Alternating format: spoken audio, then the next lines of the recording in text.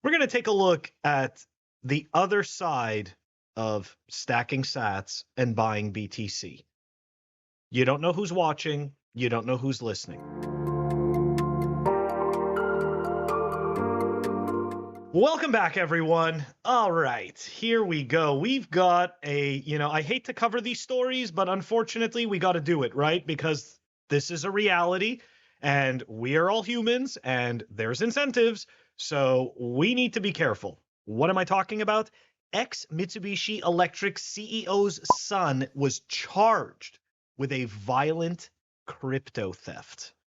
All right, guys, we don't like diving into the $5 wrench attacks, as we call it in Bitcoin, but they do need to be covered, and we do need to discuss it. So let's dive into it. The son of the former CEO of Mitsubishi Electric has been arrested in a violent crypto robbery and kidnapping case in Japan, which saw a crypto holder allegedly confined and beaten over a period of 20 days.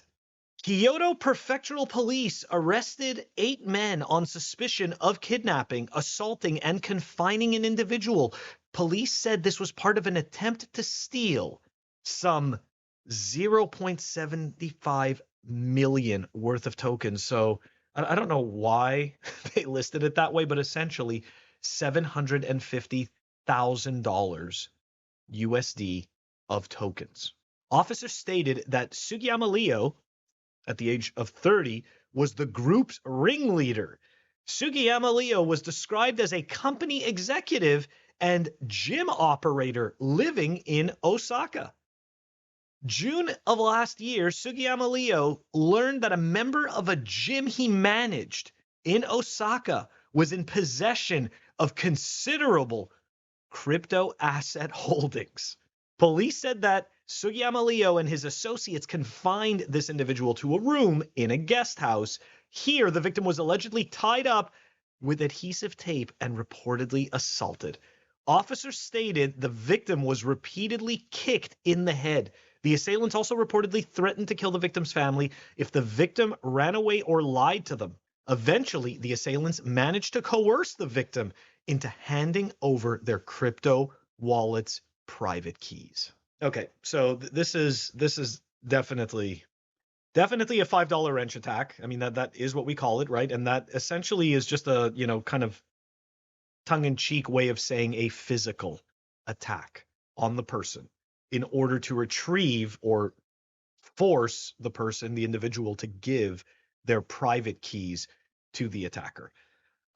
So look, the reason why I wanted to talk about this is because I remember when it was 2017, or yeah, it's probably around 2017, 2018. Actually, no, it's 2019. It was 2019 because in 2017, 2018, I was still a shitcoining idiot.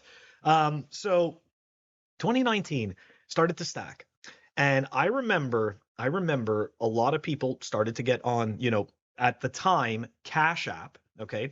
And they started to post screenshots of their stacks, right? And then people would go and then do a stack as well, and then you'd have these long threads with people essentially doxing their stacks. Now, anybody who's watching, anybody savvy enough, technically capable enough, can start to pick up a pattern of how much you've stacked and approximately how much Bitcoin you claim to have in public. This is very dangerous stuff. And I remember specifically Francis made a comment on Twitter explaining exactly this, that like, guys, it's nice, it's nice to be accumulating Bitcoin, but you don't need to be doxing your stacks. You have no idea who is on Twitter. You have no idea who's gathering information about you or anything like that. So it's incredibly dangerous to be doxing your own stack on any social media. And look, in this particular case, this person didn't even dox their stack on social media. From what we learned, the gym owner figured out, I'm assuming through some type of word of mouth, that this person has a bunch of shitcoins that they could steal. So there was that aspect of it. Now, the reason why I'm bringing this up is because in the most recent bull run, we've seen the stack chainers, right?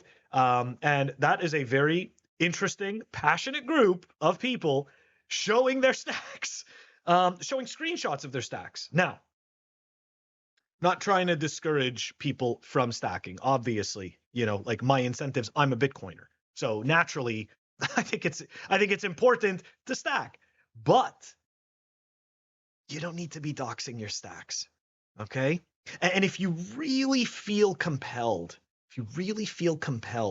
that you have to show that you purchased Bitcoin and how much you purchased, why don't you just add some like emojis or something like that to cover up a portion of the number, so anybody looking at this isn't going to have an exact number that they can go digging through a blockchain explorer with to figure out your transactions and which wallets they came from, where they're going to.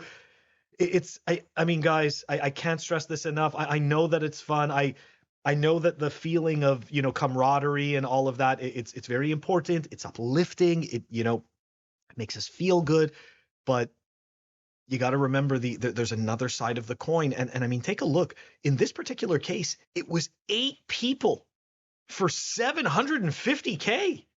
Like, and again, I'm not saying that it's not a lot of money. Indeed, it is. But for 8 people, they wouldn't even get 100K each.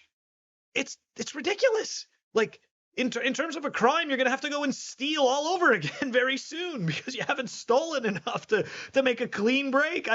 Anyways, it's just something I learned a very long time ago, is that you can't assume that people are going to value life the same way as you. Okay? You may value other people's lives, your own life, very highly and say, well, $750,000, that's not worth it. But we have no idea how many people out there do not value life, or they value it very cheaply.